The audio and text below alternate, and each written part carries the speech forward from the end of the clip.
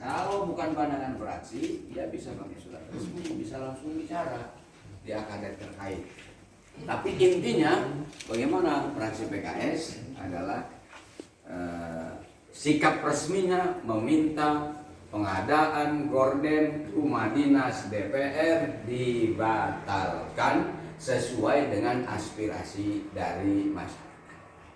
Meskipun anggaran itu untuk dikomparasi dengan anggaran APBN 40 miliar itu tidak ada apa-apanya dibanding anggaran kereta cepat yang mangkrak, dibanding IKN yang belum jelas. Tetapi sebagai wakil rakyat harus sensitif dan aspiratif terhadap suara-suara yang didengungkan oleh rakyat. Karena itu kita harus batalkan, atau fraksi PKS mengusulkan untuk dibatalkan pembelian atau pengadaan gorden rumah jabatan DPR RI. Nah,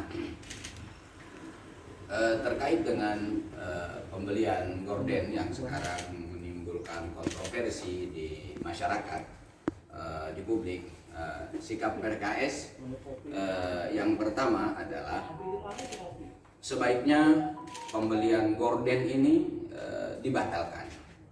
Kenapa? Karena DPR ini kan representasi dari rakyat, namanya juga Dewan Perwakilan Rakyat. Nah, karena Dewan Perwakilan Rakyat, ketika rakyatnya meminta sesuatu, maka wakil-wakil rakyat harus mengikuti kemauan rakyat itu. Memang mungkin anggaran secara total itu tidak seberapa dibanding dengan pembangunan IKN yang ratusan triliun. Tetapi buat rakyat 40 miliar atau 50 miliar itu sangat berarti dan sangat bermanfaat.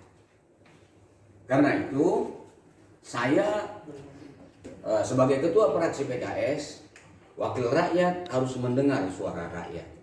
Ketika rakyat tidak setuju, ya sudah, kita batalkan saja. Bahkan kalau rumah dinasnya juga umpamanya dikembalikan kepada seknek, menurut saya kembalikan aja sudah, supaya tidak ada perawatan, tidak ada maintenance. Ini kan perawatannya juga butuh biaya setiap tahunnya. Maintenance-nya butuh biaya, ada kerusakan. Nah, kalau anggota dewan itu tidak dikasih fasilitas rumah, kasih aja umpamanya fasilitas sewa. Udah, kalau sewa kan kalau rusak yang punya rumah yang dandanin, bukan negara, gitu loh. Mungkin itu lebih ringan buat beban negara.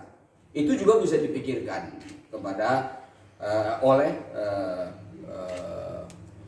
DPR. Yang kedua, teman-teman sekalian, urusan pengadaan gorden, pengadaan mobiler, apa segala macam, ini kan urusan kesekjenan sebenarnya, bukan urusannya anggota. Anggota ini terlalu sibuk untuk mengurusin urusan gorden, karena tugas utamanya anggota itu adalah apa?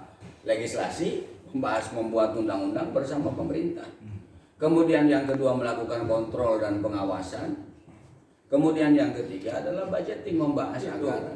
Lah urusan pengadaan gorden ini lah urusan eksekutif. Kesekjenan itu kan eksekutif. Karena itu nanti saya akan perintahkan sebagai ketua fraksi, wakil dari fraksi PKS yang ada di BURT untuk menyampaikan sesuai perintah ketua fraksi PKS agar untuk biaya gorden, pembelian gorden atau segala macam itu dibatalkan. Itu sikap resmi dari fraksi Partai Keadilan. Batalkan saja sudah, karena tadi tidak sesuai dengan harapan masyarakat. Meskipun anggaran itu 40 sekian miliar dibanding dengan sekian ribu triliun, apalagi banyak juga anggaran-anggaran yang mubazir di eksekutif itu, nggak seberapa. Tetapi rakyat, wakil rakyat harus peka terhadap suara rakyat, wakil rakyat harus sensitif, wakil rakyat harus aspiratif, wakil rakyat harus mendengar suara rakyat, karena DPR hadir di parlemen atas suara rakyat. Jangan khianati rakyat, jangan khianati harapan rakyat. Apalagi ini nggak terlalu penting. Sudah, fraksi PKS menegaskan, batalkan pengadaan gorden. Sikap resmi dari fraksi Partai Keadilan Sejahtera, pertama, karena ini menuai polemik yang sangat luas, batalkan saja pengadaan gorden dengan anggaran 40 miliar sekian. Itu meskipun 40 miliar ini tidak ada apa-apanya dibanding dengan membangun IKN yang ratusan triliun, kereta mangkrak yang ratusan miliar. Tetapi sebagai wakil rakyat itu harus selalu mendengar suara rakyat, harus aspiratif terhadap rakyat. Ketika rakyat mengatakan, oh jangan, ya harus didengar, jangan maksain gitu loh. Toh gordennya juga menurut saya yang ada di rumah saya tidak tahu di rumah orang lain. Tapi rumah ini sama-sama ditempatinya. Hasil pemilu 2019 itu kan dilantik di akhir 2019 bulan Oktober tanggal 1. Masuk sini awal tahun 2020.